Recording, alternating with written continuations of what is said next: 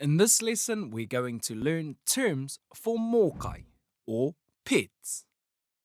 Okay, let's get straight into it. Starting with my favourite, the kuri, or dog. A cat has three Māori words, angeru, apoti, or atori if you're from up north.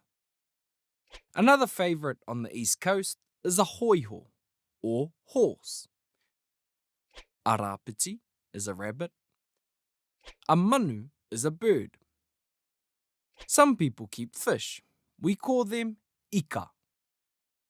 A turtle is known as a honu or whonu.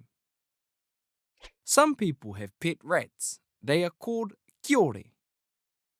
And mice are mauhi. A guinea pig is called a kinipiki.